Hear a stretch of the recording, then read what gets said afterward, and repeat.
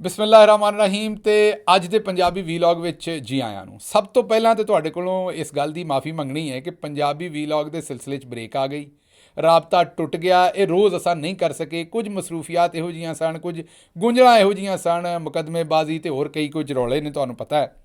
ਬਹਰਹਾਲ ਹੁਣ ਤੋਂ ਤੁਹਾਡੀ ਫੀਡਬੈਕ ਵੀ ਰੋਜ਼ ਵੇਖਦਾ ਰਿਹਾ, ਤੇ ਪਿੰਡਾਂ ਦੇ ਬੰਦੇ ਤੇ ਫਿਰ ਫੀਡਬੈਕ ਵੀ ਕਸਵੀਂ ਘੱਲਦੇ ਨੇ।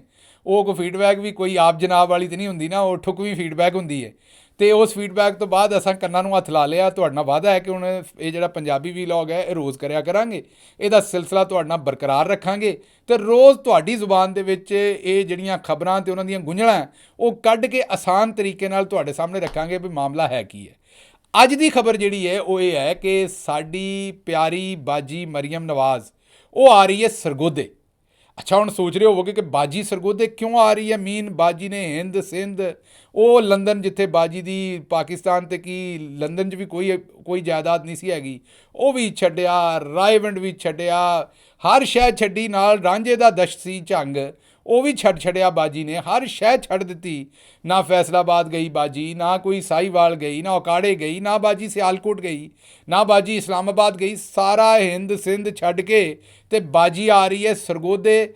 ਤੇ ਕਿਉਂ ਆ ਰਹੀ ਹੈ ਬਾਜੀ, ਇਹ ਤੁਹਾਡੇ ਜ਼ਿਹਨਾਂ 'ਚ ਸਵਾਲ ਹੋਏਗਾ। ਹੁਣ ਸਰਗੋਧੇ ਨੂੰ ਤੇ ਵੈਸੇ ਤਾਂ ਬੜੀਆਂ ਗੱਲਾਂ ਨੇ ਸਰਗੋਧੇ ਦੀਆਂ, ਪਰ ਦੋ ਗੱਲਾਂ ਜਿਹਦੀ ਵਜ੍ਹਾ ਤੋਂ ਸਰਗੋਧਾ ਮਸ਼ਹੂਰ ਹੈ। ਇੱਕ ਤਾਂ ਸਰਗੋਧੇ ਦੇ ਕਿੰਨੂ, ਤੇ ਦੂਜੇ ਸਰਗੋਧੇ ਨੂੰ ਆਖਿਆ ਜਾਂਦਾ ਸ਼ਹੀਨਾਂ ਦਾ ਸ਼ਹਿਰ, ਕਿਉਂਕਿ ਸ਼ਹੀਨ ਉੱਠਦੇ ਨੇ ਤੇ ਚਟਾਨਾਂ 'ਤੇ ਬਹਿੰਦੇ ਸਨ।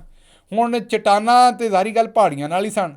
ਪਹਾੜੀਆਂ ਹੁਣ ਚੌਧਰੀ ਅਫਜ਼ਾਲ ਗੇਲੂਰੀ ਮੁਲਤਾਨੋਂ ਨਿਕਲੇ ਤੇ ਉਹਨਾਂ ਤੇ ਜਨਾਬ ਇੱਥੇ ਬੱਜਰ ਸ਼ੱਜਰ ਕੁੱਟ ਕੇ ਸਾਰੀਆਂ ਪਹਾੜੀਆਂ ਦਾ, ਤੇ ਪਹਾੜੀਆਂ ਖਾ ਪੀ ਗਏ ਨੇ ਉੱਤੇ ਨਮਕ ਸ਼ਮਕ ਪਾ ਕੇ ਉਹ। ਤੇ ਪਹਾੜੀ ਤੇ ਹੁਣ ਸਰਗੋਧੇ 'ਚ ਰਹਿ ਕੋਈ ਨਹੀਂ ਗਈ, ਤਕਰੀਬਨ ਕੋਈ ਚਾਂਦੀ ਰਹਿ ਗਈਆਂ ਨੇ। ਉਹਦਾ ਵੀ ਅੱਲਾ ਦੇ ਹੁਕਮ ਨਾਲ ਉਹਨਾਂ ਦਾ ਵੀ ਬੇੜਾ ਤਮਾਮ ਕਰ ਦੇਣਗੇ ਲੋਕੀ, ਜਿਵੇਂ ਉਹਨਾਂ ਦੇ ਮਗਰ ਪਏ ਨੇ। ਤੇ ਜਦੋਂ ਪਹਾੜੀਆਂ ਨਾ ਰਹੀਆਂ ਤੇ ਸ਼ਹੀਨਾਂ ਕਿਸ ਪਾਸੇ ਰਹਿਣੀਆਂ ਨੇ? ਇਹ ਹੁਣ ਬਜ਼ੁਰਗੋ ਜ਼ਰਾ, ਇੱਕ ਤਾਂ ਬਜ਼ੁਰਗ ਇਹਨਾਂ ਗੱਲਾਂ ਨੂੰ ਸਮਝਦੇ ਨੇ, ਲੇਕਿਨ ਇਹ ਜਿਹੜਾ ਲਾਗੇ ਅੱਲਾ ਦਿੱਤਾ ਬੈਠਾ ਹੈ ਨਾ, ਇਹਦੇ ਬੜੇ ਦੰਦ ਨਿਕਲਦੇ ਨੇ। ਇਹ ਬਜ਼ੁਰਗੋ ਅੱਲਾ ਦਿੱਤੇ ਨੂੰ ਦੱਸੋ ਕਿ ਮੈਂ ਇਹਦੀ ਮਾਸੀ ਸ਼ਹੀਨਾ ਦੀ ਗੱਲ ਨਹੀਂ ਕਰ ਰਿਹਾ। ਇਹ ਸ਼ਹੀਨਾ ਕਿਸੇ ਜ਼ਨਾਨੀ ਦਾ ਨਾਂ ਨਹੀਂ ਹੈ, ਇਹ ਉਸ ਸ਼ਹੀਨ ਦੀ ਗੱਲ ਕਰ ਰਹੇ ਹਾਂ, ਸ਼ਹੀਨਾ ਦੀ ਗੱਲ ਕਰ ਰਹੇ ਹਾਂ ਜਿਹੜਾ ਇਕਬਾਲ ਨੇ ਆਪਣੀ ਸ਼ਾਇਰੀ 'ਚ ਲਿਖਿਆ ਸੀ ਕਿ ਤੂੰ ਸ਼ਾਹੀ ਹੈ ਬਸੇਰਾ ਕਰ ਪਹਾੜੋਂ ਕੀ ਚਟਾਨੋਂ ਪਰ। ਤੇ ਇਹ ਉਸ ਸ਼ਹੀਨ ਨੂੰ ਵੇਖਣ ਦੀ ਗੱਲ ਹੈ। ਅੱਛਾ, ਹੁਣ ਇਹ ਜਿਹੜਾ ਮੁਖਤਾਰ ਬੈਠਾ ਹੈ ਨਾ ਜਨਾਬ ਫੈਸਲਾਬਾਦ, ਇਸ ਵੇਲੇ ਦੰਦ ਕੱਢਣ ਡਿਆ, ਇਹਨੂੰ ਬਾਬਾ ਨੂਰਦੀਨ ਸਮਝਾਏ ਤੇ ਫੇਰ ਹੀ ਗੱਲ ਬਣਨੀ। ਹੁਣ ਮੁਖਤਾਰ ਆਖਣ ਡਿਆ ਮੈਂ ਸ਼ਹੀਨ ਵੇਖੀ ਹੈ।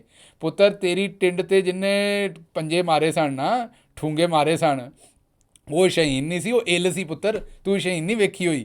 ਸ਼ਹੀਨ ਪੁਰਾਣੇ ਜ਼ਮਾਨਿਆਂ 'ਚ ਹੁੰਦੇ ਸਨ, ਹੁਣ ਤੇ ਸ਼ਹੀਨ ਉੱਡ ਅੱਡ ਗਏ ਨੇ। ਜੋ ਸਾਡੇ ਹਾਲਾਤ ਬਣੇ ਨੇ, ਜੋ ਅਸਾਂ ਤਬਾਹੀਆਂ ਕਰ ਛੱਡੀਆਂ ਨੇ ਪਾਕਿਸਤਾਨ ਦੀਆਂ, ਤੇ ਸ਼ਹੀਨ ਕਿੱਥੋਂ ਰਹਿ ਜਾਣੇ ਨੇ? ਇੱਥੇ ਤੇ ਹੁਣ ਚੰਗੇ ਭਲੇ ਬੰਦੇ ਨਾ ਰਹਿ ਗਏ ਤੇ ਸ਼ਹੀਨਾਂ ਨੇ ਕਿੱਥੋਂ ਰਹਿ ਜਾਣਾ? ਬਹਰਹਾਲ ਸ਼ਹੀਨ ਵਾਲਾ ਰੌਲਾ ਤਾਂ ਹੈ ਕੋਈ ਨਾ ਜੀ, ਕਿਉਂਕਿ ਉੱਥੇ ਹੁਣ ਸ਼ਹੀਨ ਹੈ ਕੋਈ ਨਾ। ਸਰਗੋਧੇ 'ਚ ਕਿੰਨੂ ਰਹਿ ਗਏ ਨੇ। ਹੁਣ ਦੂਜੀ ਗੱਲ ਤੁਸੀਂ ਸੋਚਦੇ ਹੋਵੋਗੇ ਵੀ ਕਿੰਨੂਆਂ ਦਾ ਕੀ ਹੈ?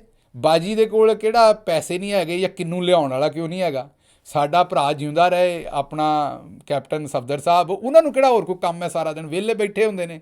ਇਹ ਹੀ ਬਾਜੀ ਨੇ ਜਿਹੜੇ 10 ਰੁਪਈਏ 20 ਰੁਪਈਏ 50 ਰੁਪਈਏ ਦੇਣੇ ਨੇ, ਉਹਦੇ 'ਚ ਉਹਨਾਂ ਬਾਹਰੋਂ ਸੌਦਾ ਲੈ ਕੇ ਆਉਣਾ, ਤੇ ਜਿਹੜੇ 10-20 ਰੁਪਈਏ ਵਿੱਚੋਂ ਬਚਣੇ ਨੇ ਉਹ ਉਹਨਾਂ ਆਪਣੇ ਖੀਸੇ 'ਚ ਪਾਉਣੇ ਨੇ। ਸਾਡਾ ਭਰਾ ਜਿਹੜਾ ਸਫਦਰ ਹੈ ਉਹਦੇ ਕੋਲ ਇੱਕੋ ਹੀ ਤਾਂ ਕੰਮ ਹੈ ਵੀ ਬਾਜੀ ਨੂੰ ਸੌਦਾ ਸੂਦਾ ਲਿਆ ਕੇ ਜਿਹੜੇ ਪੈਸੇ ਬਚੇ ਉਹ ਆਪਣੀ ਜੇਬ 'ਚ ਰੱਖੋ ਤੇ ਉਹਦੇ ਨਾਲ ਆਪਣਾ ਖਰਚਾ ਚਲਾਓ। ਤੇ ਬਾਜੀ ਕੋਲ ਲਾਹੌਰੋਂ ਹੁਣ ਸਰਗੋਧੇ ਵਾਲੇ ਜਿਹੜੇ ਨੇ ਉਹ ਆਪਣੇ ਕਿੰਨੂ ਕੋਈ ਨੱਪ ਤੇ ਨਹੀਂ ਲੈਂਦੇ ਨਾ। ਕਿੰਨੂ ਨੇ ਸਰਗੋਧੇ ਦੇ, ਕੋਈ ਮੇਰਾ ਮਤਲਬ ਹੈ ਕਿ ਕੋਈ ਨਿਊਕਲੀਅਰ ਬੰਬ ਦਾ ਫਾਰਮੂਲਾ ਤਾਂ ਹੈ ਨਹੀਂ ਕਿ ਸਰਗੋਧੇ ਵਾਲਿਆਂ ਘੁੱਟ ਲੈਣਾ, ਉੱਥੇ ਹੀ ਉਹਨਾਂ ਕੋਲ ਖੁਫੀਆ ਰੱਖਿਆ ਹੋਇਆ। ਜ਼ਾਹਰੀ ਗੱਲ ਹੈ ਕਿ ਕਿੰਨੂ ਅਗਰ ਉੱਥੇ ਪੈਦਾ ਹੁੰਦੇ ਨੇ ਤੇ ਇਹਦੇ 'ਚ ਕੋਈ ਸ਼ੱਕ ਨਹੀਂ, ਕੋਈ ਬੜੇ ਤਗੜੇ ਕਿੰਨੂ ਨੇ। ਕਿੰਨੂ ਕਾਹਦੇ ਨੇ? ਉਹ ਪੂਰੇ ਖਰਬੂਜ਼ੇ ਹੀ ਨੇ। ਬੰਦਾ ਇੱਕ ਖਾ ਲੇ ਤੇ ਪੂਰੀ ਤਸੱਲਾ ਹੋ ਜਾਂਦੀ ਹੈ। ਤੇ ਲੇਕਿਨ ਇਹ ਹੈ ਕਿ ਉਹ ਤਾਂ ਲਾਹੌਰੋਂ ਵੀ ਲੱਭ ਜਾਂਦੇ ਨੇ, ਤੇ ਬਾਜੀ ਉੱਥੋਂ ਖਰੀਦ ਲੈਗੀ, ਤੇ ਜਿਵੇਂ ਮੈਂ ਦੱਸਿਆ ਕਿ ਭਾ ਸਫਦਰ ਉੱਥੋਂ ਲਿਆ ਦੇਗਾ, ਤੇ ਫਿਰ ਸਰਗੋਧੇ ਆਉਣ ਦੀ ਕਮਲੇ ਲੋੜ ਕੀ ਹੈ? ਹੁਣ ਤੁਸੀਂ ਸੋਚਣ ਡਏ ਹੋਵੋਗੇ ਬਾਜੀ ਕੋਈ ਸਰਗੋਧੇ ਯੂਨੀਵਰਸਿਟੀ ਬਣਾਉਣੀ ਹੈ, ਜਾਂ ਬਾਜੀ ਨੇ ਕੋਈ ਇਹੋ ਜਿਹਾ ਅਦਾਰਾ ਬਣਾਉਣਾ ਜਿੱਥੇ ਕੈਲਬਰੀ ਫੌਂਟ ਤਰ੍ਹਾਂ ਨਵੇਂ ਫੌਂਟ ਬਣਿਆ ਕਰਨਗੇ, ਜਾਂ ਬਾਜੀ ਕੋਈ ਜਾਇਦਾਦ ਲੈਣ ਦਾ ਸੋਚ ਲਿਆ ਸਰਗੋਧੇ ਦੇ ਵਿੱਚ। ਨਾ ਭਾਈ, ਇਸ ਤਰ੍ਹਾਂ ਦੀ ਗੱਲ ਕੋਈ ਨਹੀਂ। ਸਰਗੋਧੇ ਦੇ ਵਿੱਚ ਅਜੇ ਤੱਕ ਕੋਈ ਬੈਰੀਆ ਟਾਊਨ ਨਹੀਂ ਆਇਆ ਜਿਹਦੇ ਵਿੱਚ ਬਾਜੀ ਨੇ ਕੋਈ ਹਿੱਸਾ ਲੈਣਾ ਜਾਂ ਕੋਈ ਪਲਾਟ ਸ਼ਲਾਟ ਲੈਣੇ ਨੇ, ਨਾ ਕੋਈ ਹੋਰ ਇਹੋ ਜਿਹਾ ਮਾਮਲਾ ਜਿੱਥੇ ਬਾਜੀ ਨੂੰ ਕੋਈ ਕਿਕਬੈਕ ਲੱਭਣਾ ਹੈ। ਸਰਗੋਧੇ 'ਚ ਇਹ ਗੱਲ ਦਰੁਸਤ ਹੈ ਕਿ ਸਰਗੋਧੇ ਵਾਲਿਆਂ ਨੂੰ ਜ਼ਿਲ੍ਹਾ ਸਰਗੋਧਾ, ਪਹਿਲਾਂ ਡਿਵੀਜ਼ਨ ਸਰਗੋਧਾ 'ਚ ਹੁੰਦਾ ਸੀ, ਹੁਣ ਤਾਂ ਮੇਰਾ ਖਿਆਲ ਨਹੀਂ ਰਹਿ ਗਿਆ, ਹੁਣ ਤਾਂ ਫੈਸਲਾਬਾਦ ਡਿਵੀਜ਼ਨ ਚਲਾ ਗਿਆ ਚਨਿਓਟ। ਲੇਕਿਨ ਸਾਰੀ ਗੱਲ ਹੈ ਸਰਗੋਧੇ ਦੇ ਨਾਲ ਹੈ। ਤੇ ਉੱਥੋਂ ਦੇ ਪਹਾੜਾਂ 'ਚੋਂ ਇਹਨਾਂ ਦੇ ਪਿਓ ਨੇ ਤੇ ਇਹਨਾਂ ਦੇ ਚਾਚੇ ਨੇ ਸੋਨਾ ਕੱਢ ਲਿਆ ਸੀ, ਤੁਹਾਨੂੰ ਚੇਤੇ ਹੋਏਗਾ। ਉਸ ਤੋਂ ਬਾਅਦ ਕੋਈ ਚੇਤਾ ਨਹੀਂ ਵੀ ਸੋਨਾ ਕਿੱਥੇ ਗਿਆ। ਸੋਨਾ ਚਾਂਦੀ ਡਰਾਮੇ ਵਾਲਾ ਹੀ ਹਾਲ ਹੋ ਗਿਆ, ਜਿਵੇਂ ਉਹ ਗਾਇਬ ਹੋ ਗਿਆ ਮੰਜ਼ਰ ਤੋਂ, ਉਵੇਂ ਹੀ ਸ਼ਹਿਬਾਜ਼ ਸ਼ਰੀਫ ਸਾਹਿਬ ਨੇ ਅਚਾਨਕ ਇੱਕ ਦਿਨ ਐਲਾਨ ਫਰਮਾਇਆ ਸੀ ਕਿ ਸਾਨੂੰ ਜਨਾਬ ਸੋਨਾ ਲੱਭ ਪਿਆ ਜਿਹੜਾ ਨਾ ਉੱਥੋਂ ਚਨਿਓਟ ਦੇ ਵਿੱਚੋਂ, ਤੇ ਨਾ ਫਿਰ ਉਸ ਤੋਂ ਬਾਅਦ ਕਦੇ ਚਨਿਓਟ ਗਏ ਨਾ ਸੋਨਾ ਕੱਢਿਆ। ਮੇਰਾ ਦੱਬ ਕੇ ਰੱਖਿਆ ਇਹਨਾਂ ਨੇ, ਕਿਤੇ ਚੁੱਪ ਕਰਕੇ ਰਾਤੋਂ ਰਾਤ ਕੱਢਣਾ ਹੋਣਾ ਜਿਹੜਾ ਸੋਨਾ ਉੱਥੋਂ, ਇਹਨਾਂ ਨੇ ਸਾਨੂੰ ਦੱਸਿਆ ਕੋਈ ਨਹੀਂ। ਬਹਰਹਾਲ ਵਾਪਸ ਆਨੇ ਮੁੱਦੇ ਤੇ। ਮੁੱਦਾ ਇਹ ਹੈ ਕਿ ਜੀ ਬਾਜੀ ਆ ਰਹੀ ਹੈ, ਸੋਨੇ ਵਾਸਤੇ ਵੀ ਨਹੀਂ ਆ ਰਹੀ, ਉਹ ਵੀ ਚਨਿਓਟ 'ਚ ਹੈ। ਬਾਜੀ ਆ ਰਹੀ ਜੇ ਸਰਗੋਧੇ। ਹੁਣ ਆਪਣੀ ਜ਼ਰਾ ਥੋੜ੍ਹੀ ਜਿਹੀ ਜਿਹੜੀ ਹੈ ਨਾ ਉਹ ਇਹ ਜਿਹੜੇ, ਮੈਂ ਦੁਬਾਰਾ ਆਖਾਂਗਾ ਬਜ਼ੁਰਗਾਂ ਨੂੰ ਕਿ ਤੁਸੀਂ ਤਾਂ ਗੱਲ ਸਾਰੀ ਸਮਝਦੇ ਹੋ, ਤੁਹਾਨੂੰ ਪਹਿਲਾਂ ਹੀ ਗੱਲ ਸਮਝ ਆ ਗਈ ਹੈ। ਜਿਹੜੀ ਮੈਂ ਗੱਲ ਕਰਨ ਡਿਆ ਨਾ ਉਹ ਮੇਰੇ ਕਰਨ ਤੋਂ ਵੀ ਪਹਿਲਾਂ ਜਿਹੜੇ ਵਡੇਰੇ ਬੰਦੇ ਨੇ, ਬਜ਼ੁਰਗ ਨੇ, ਉਹਨਾਂ ਨੂੰ ਸਮਝ ਆ ਗਈ ਹੈ। ਆੜੇ ਛਲਾਰੂ ਬੈਠੇ ਨਾ ਤੁਹਾਡੇ ਲਾਗੇ ਮੁੰਡੇ ਖੁੰਡੇ, ਇਹ ਦੰਦ ਕੱਢਣ ਡਏ ਨੇ, ਇਹਨਾਂ ਨੂੰ ਜ਼ਰਾ ਇੱਕ ਤੇ ਡੱਕੋ, ਕਿਸੇ ਦਾ ਕੰਨ ਵੱਟੋ ਜ਼ਰਾ ਥੋੜ੍ਹਾ ਜਿਹਾ, ਤਾਂ ਕਿ ਮੈਂ ਗੱਲ ਪੂਰੀ ਕਰ ਲਾਂ। ਕਿਉਂਕਿ ਇਹ ਕੰਬਖਤ ਹੱਸਦੇ ਇਹਨਾਂ ਨੇ, ਇਹ ਹਾਸੇ 'ਚ ਇੰਨਾ ਮਖੌਲ ਕਰਦੇ ਨੇ ਕਿ ਮੈਂ ਫਿਰ ਆਪਣੀ ਗੱਲ ਭੁੱਲ ਜਾਂਦਾ, ਗੱਲ ਕਿਸੇ ਹੋਰ ਪਾਸੇ ਤੁਰ ਪੈਂਦੀ ਹੈ। ਤੇ ਇੱਕ ਤੇ ਇਹਨਾਂ ਨੂੰ ਜਰਾ ਇਹ ਜਿਹੜਾ ਸ਼ਕੂਰ ਬੈਠਾ ਹੈ ਇਹਨੂੰ ਜ਼ਰਾ ਆਰਾਮ ਨਾਲ ਪਾਓ ਤਾਂ ਕਿ ਗੱਲ ਮੈਂ ਪੂਰੀ ਕਰ ਸਕਾਂ। ਅੱਛਾ ਜੀ, ਗੱਲ ਇਸ ਤਰ੍ਹਾਂ ਹੈ ਕਿ ਬਾਜੀ ਸਰਗੋਧੇ ਕੋਈ ਉੱਥੇ ਕੋਈ ਬੜਾ ਵੱਡੀ ਦਰਸਗਾਹ ਨਹੀਂ ਜਿੱਥੇ ਆ ਰਹੀ ਹੈ। ਬਾਜੀ ਤੇ ਇੱਕ ਆਪ ਦਰਸਗਾਹ ਹੈ, ਤੁਹਾਨੂੰ ਪਤਾ, ਫਰਾਡ ਦੀ, ਧਾਂਦਲੀ ਦੀ। ਬਾਜੀ ਨੂੰ ਨਜ਼ਰ ਆ ਰਿਹਾ ਸਰਗੋਧੇ ਦੇ ਵਿੱਚ ਇੱਕ ਐਸਾ ਹਲਕਾ ਜਿਹੜਾ ਸੋਨੇ ਦਾ ਬਣਿਆ, ਉਹਦੇ ਨਾਲ ਦਾ ਹਲਕਾ ਰੂਹੇ ਜ਼ਮੀਨ ਤੇ ਕੋਈ ਨਹੀਂ ਸ਼ਰੀਫਾਂ ਵਾਸਤੇ। ਇਸੇ ਤੋਂ ਬਾਜੀ ਦੇ ਵਾਲਦ ਸਾਹਿਬ ਵੀ ਉੱਥੇ ਹੀ ਆਏ ਸਨ। ਜਦੋਂ ਇਹਨਾਂ ਨੂੰ ਪੂਰੇ ਜ਼ਮਾਨੇ 'ਚ ਕਿਤੇ ਢੋਈ ਨਾ ਹੋਵੇ ਨਾ, ਉਦੋਂ ਇਹ ਸਰਗੋਧੇ ਆਉਂਦੇ ਨੇ, ਕਿਉਂਕਿ ਸਰਗੋਧੇ ਵਾਲੇ ਬੰਦੇ ਚੰਗੇ ਨੇ, ਮਾੜੇ ਚੰਗੇ ਬੰਦੇ ਨੂੰ ਕੁੰਝ ਲੈਂਦੇ ਨੇ, ਮਾੜਾ ਚੰਗਾ ਬੰਦਾ ਆਵੇ ਤਾਂ ਉਹਨੂੰ ਸਾਂਭ ਲੈਂਦੇ ਨੇ। ਇਸ ਲਈ ਬਾਜੀ ਜਾ ਰਹੀ ਹੈ ਸਰਗੋਧੇ। NA 68, NA 68, ਪੰਜਾਬੀ 'ਚ 68 ਆਖਦੇ ਨੇ। NA 68 ਨੂੰ ਚੇਤੇ ਕਰੋ।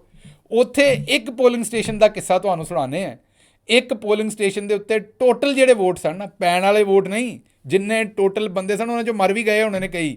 ਬਹਰਹਾਲ ਟੋਟਲ ਜਿਹੜੇ ਬੰਦੇ ਸਨ ਨਾ, ਜੀਂਦੇ ਤੇ ਮਰੇ ਹੋਏ ਇਕੱਠੇ, ਉਹ 1500 ਟੋਟਲ ਵੋਟ ਸਨ ਇੱਕ ਪੋਲਿੰਗ ਸਟੇਸ਼ਨ 'ਤੇ। ਅਤੇ ਰਾਤੀ ਜਿਸ ਵੇਲੇ ਨਤੀਜਾ ਆਇਆ ਤੇ ਉਸ ਵੇਲੇ NA 68 ਦੇ ਉੱਤੋਂ ਨਵਾਜ਼ ਸ਼ਰੀਫ ਸਾਹਿਬ ਨੂੰ ਲੱਭੇ 7800 ਵੋਟ। ਹਾਂਜੀ, 7800 ਵੋਟ।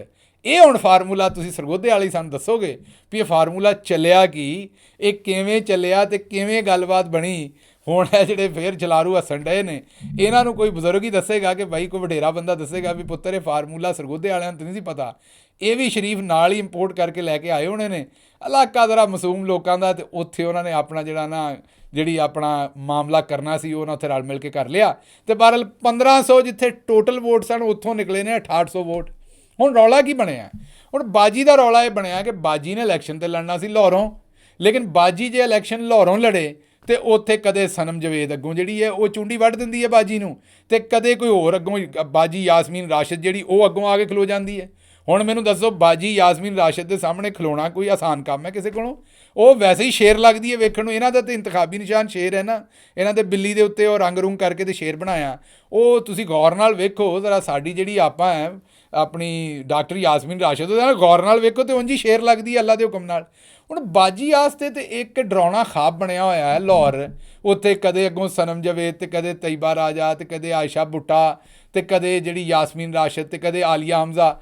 ਉਹ ਇੱਕ ਪਾਸਿਓਂ ਬਾਜੀ ਨਿਕਲਦੀ ਹੈ ਤੇ ਦੂਸਰੇ ਪਾਸੇ ਬਾਜੀ ਦੀਆਂ ਚੀਕਾਂ ਨਿਕਲ ਗਈਆਂ ਨੇ ਇਲੈਕਸ਼ਨ ਦੇ ਵਿੱਚੋਂ। ਜਿਹੜੇ ਹਲਕੇ 'ਚ ਕਾਗਜ਼ ਜਮ੍ਹਾਂ ਕਰਾਉਂਦੀ ਹੈ ਉੱਥੇ ਕੋਈ ਨਾ ਕੋਈ ਬੁਲਾ ਕੇ ਅੱਗੋਂ ਕਾਗਜ਼ ਜਮ੍ਹਾਂ ਕਰਾ ਦਿੰਦੀ ਇਮਰਾਨ ਖਾਨ ਦੀ ਸਿਪਾਹੀ। ਬਾਜੀ ਸੋਚਿਆ ਕਿ ਦੂਰ ਦਰਾਜ਼ ਦੇ ਇਲਾਕੇ ਜਾਓ ਤੇ ਉੱਥੇ ਜਾ ਕੇ ਕੰਮ ਪਾਓ। ਜਿਸ ਵੇਲੇ ਪੂਰੇ ਆਪਣੇ ਦਰਬਾਰੀ ਇਕੱਠੇ ਕੀਤੇ ਤੇ ਦਰਬਾਰੀ ਇਕੱਠੇ ਕਰਨ ਤੋਂ ਬਾਅਦ ਉਹਨਾਂ ਆਖਿਆ ਜੀ ਇੱਕ ਹੀ ਹਲਕਾ ਹੈ ਜਿਹੜਾ ਬੜਾ ਜ਼ਰਖੇਜ਼ ਹੈ, ਇੱਕ ਹੀ ਮੁਲਕ ਹੈ ਜਿੱਥੇ ਐਡਾ ਕਿੰਨੂ ਪੂਰੀ ਦੁਨੀਆ 'ਚ ਹੁੰਦਾ, ਉੱਥੇ ਐਡਾ ਕਿੰਨੂ ਹੁੰਦਾ ਹੈ।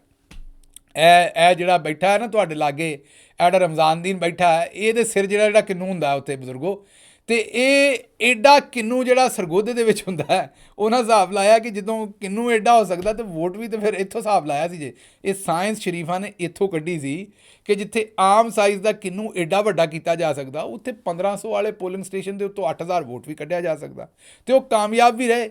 ਚੇਤਾ ਕਰੋ ਜਦੋਂ ਇਮਰਾਨ ਖਾਨ ਨੇ ਹਲਕਿਆਂ ਦੇ ਉੱਤੇ ਇਤਰਾਜ਼ ਕੀਤਾ ਤੇ ਇੱਕ ਹਲਕਾ NA 68 ਵੀ ਦਿੱਤਾ ਸੀ। ਜਿਸ ਵੇਲੇ ਇਹਦੀ ਪੂਰੀ ਤਫਤੀਸ਼ ਹੋਈ, ਥੈਲੇ ਛੈਲੇ ਖੁੱਲ੍ਹੇ, ਬੋਰੀਆਂ ਸ਼ੋਰੀਆਂ ਖੁੱਲ੍ਹੀਆਂ, ਤੇ ਉਹ ਰਿਟਰਨਿੰਗ ਅਫਸਰ ਨੇ ਅੱਗੋਂ ਦੰਦ ਕੱਢ ਕੇ ਆਖਿਆ ਕਿ ਜੀ ਉਹ ਮੇਰੇ ਕੋਲੋਂ ਨਾ ਗਲਤੀ ਹੋ ਗਈ ਸੀ, ਲਿਖਣ 'ਚ ਗਲਤੀ ਹੋ ਗਈ ਸੀ। ਵੋਟ ਜਿਹੜੇ ਨਾ ਕੋਈ 780 ਸਨ ਅਤੇ ਉਹ ਸਿਫਰਾ ਇੱਕ ਬਹੁਤਾ ਪੈ ਗਿਆ ਅਤੇ ਉਹ 7800 ਹੋ ਗਏ ਵੋਟ। ਇਸ ਸਾਇੰਸ ਦੀ ਵਜ੍ਹਾ ਤੋਂ ਬਾਜੀ ਨੇ ਹਤਮੀ ਫੈਸਲਾ ਕੀਤਾ ਕਿ ਹੁਣ ਚੱਲੀਏ ਸਰਗੋਧੇ, ਅਤੇ ਕਿਉਂਕਿ ਹੁਣ ਹੋਰ ਕਿਤੇ ਢੋਈ ਨਹੀਂ ਹੈ। ਇਸੇ ਤਰ੍ਹਾਂ ਚਾਚਾ ਜਾਣਾ ਚਾਹ ਰਿਹਾ ਕਸੂਰ, ਅਤੇ ਬਾਕੀ ਅੱਬਾ ਜਿਹੜਾ ਉਹ ਮਾਨਸੇਰਾ ਜਾਣਾ ਚਾਹ ਰਿਹਾ। ਬਸ ਥਾਂ ਥਾਂ ਫਿਰ ਕੇ ਹੁਣ ਇਹਨਾਂ ਨੇ ਕੋਈ ਕਿਸੇ ਨਾ ਕਿਸੇ ਤਰੀਕੇ ਨਾਲ ਕੋਈ ਧਾਂਦਲੀ ਧੂੰਦਲੀ ਕਰਕੇ ਕੰਮ ਸਿੱਧਾ ਕਰਨਾ। ਅਤੇ ਮੈਨੂੰ ਨਹੀਂ ਲੱਗਦਾ ਵੈਸੇ ਸਰਗੋਧੇ ਵਾਲੇ ਵੀ ਏਡੇ ਜਿਹੜੇ ਨੇ ਨਾ ਉਹ ਨਾ ਕਮਜ਼ੋਰ ਨੇ ਅਤੇ ਨਾ ਏਡੇ ਉਹ ਜਿਹੜੇ ਨਲਾਇਕ ਨੇ। ਪਿਛਲੀ ਵਾਰੀ ਇਹ ਹੱਥ ਕਰ ਗਏ ਸੀ ਉਹਨਾਂ ਨਾਲ, ਮੈਂ ਦੱਸਿਆ ਨੇ 68 ਦੇ ਵਿੱਚ। ਹੁਣ ਮੈਨੂੰ ਨਹੀਂ ਲੱਗਦਾ ਕਿ ਸਰਗੋਧੇ ਵਾਲੇ ਇਹਨਾਂ ਨੂੰ ਹੱਥ ਕਰਨ ਦੇਣਗੇ, ਪਰ ਬਾਜੀ ਆ ਰਹੀ ਜੇ ਉੱਥੇ। ਬਾਜੀ ਨੂੰ ਕਿੰਨੂੰ ਜ਼ਰੂਰ ਖਵਾਓ ਜਿੰਨੇ ਖਵਾ ਸਕਦੇ ਹੋ, ਪਰ ਵੋਟ ਨਹੀਂ ਜੇ ਪਾਣੇ, ਕਿਉਂਕਿ ਬਾਜੀ ਦੀ ਨਾ ਕੋਈ ਲੰਦਨ ਤੋਂ ਲੈ ਕੇ ਤੇ ਪਾਕਿਸਤਾਨ 'ਚ ਪ੍ਰਾਪਰਟੀ ਸੀ, ਤੇ ਹੁਣ ਇੱਕੋ ਵਾਰੀ 84 ਕਰੋੜ ਰੁਪਈਆ ਨਿਕਲ ਆਇਆ ਇਲੈਕਸ਼ਨ ਜਿਹੜੇ ਕਾਗਜ਼ ਜਮ੍ਹਾਂ ਕਰਵਾਏ ਨੇ, ਤੇ ਹਰ ਥਾਂ ਪ੍ਰਾਪਰਟੀ ਨਿਕਲ ਆਈ, ਤੇ ਪਤਾ ਨਹੀਂ ਕੀ ਕੁਛ ਨਿਕਲ ਆਇਆ। ਤੇ ਬਹਰਹਾਲ ਹੁਣ ਸਰਗੋਧੇ ਵਾਲਿਆਂ ਆਪੇ ਫੈਸਲਾ ਕਰਨਾ। ਇਹ ਗੱਲ ਅਸੀਂ ਛੱਡਦੇ ਸਰਗੋਧੇ ਵਾਲਿਆਂ ਦੇ ਉੱਤੇ। ਦੱਸੀ ਤੁਹਾਨੂੰ ਅੰਦਰ ਦੀ ਗੱਲ ਅਸੀਂ ਦੱਸ ਦਿੱਤੀ ਹੈ ਕਿ ਸਰਗੋਧੇ ਬਾਜੀ ਲੈਣ ਕੀ ਆ ਰਹੀ ਹੈ। ਨਾ ਸ਼ਹੀਨਾਂ ਦੇ ਚੱਕਰ 'ਚ ਪੈਣਾ ਤੇ ਨਾ ਮਾਲਟਿਆਂ ਦੇ ਚੱਕਰ 'ਚ ਪੈਣਾ। ਮਾਮਲਾ ਕੁਝ ਹੋਰ ਹੀ ਜੇ। ਰੱਬ ਰਾਖਾ।